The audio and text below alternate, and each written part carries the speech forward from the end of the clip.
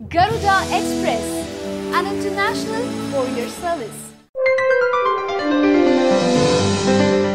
తవ్విన కొద్దీ బయటపడుతున్న అక్రమాలు, వెతికిన కొద్దీ పట్టబడుతున్న డబ్బు.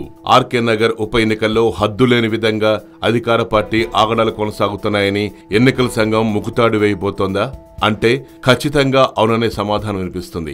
జయలలిత మరణంతో ఖాళీ అయిన ఆర్కే నగర్ స్థానానికి ఏప్రిల్ 12న ఉప ఎన్నిక జరగబోతోంది.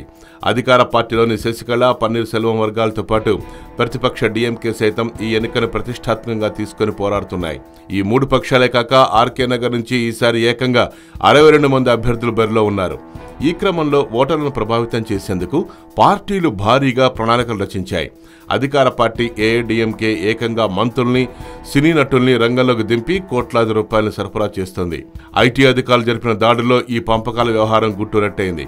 ఆరోగ్య శాఖ మంత్రి విజయభాస్కర్, నటుడు శరత్ కుమార్, ఇంకొందరికి చెందిన 32 ప్రాంతాల్లో ఐటీ సోదాలు జరగా 90 కోట్ల వరకు ఓటర్లకు సరఫరా చేసినట్లు వెల్లడైంది. ఇంకా వెలుగులోకి రాని పంపకాలు భారీ స్థాయిలో జరిగాయట. ఈ నేపథ్యంలోనే ఐటీ శాఖ ఎన్నికల సంఘానికి ఒక రిపోర్టు పంపించింది. విచ్చలవిడిగా సాగుతున్న ధన ప్రవాహంపై పలు పార్టీలు కూడా తీవ్ర అభ్యంతరం, ఆందోళన తెలుపుతున్నాయి. దీంతో ఆర్కే నగర్ ఉప ఎన్నికపై ఎన్నికల సంఘం కీలక నిర్ణయం తీసుకోనున్నట్టు తెలిసింది. మరి కాసేపట్లోనే దీనిపై స్పష్టత వచ్చే అవకాశాలున్నట్లు ఈసీ వర్గాలు పేర్కొన్నాయి.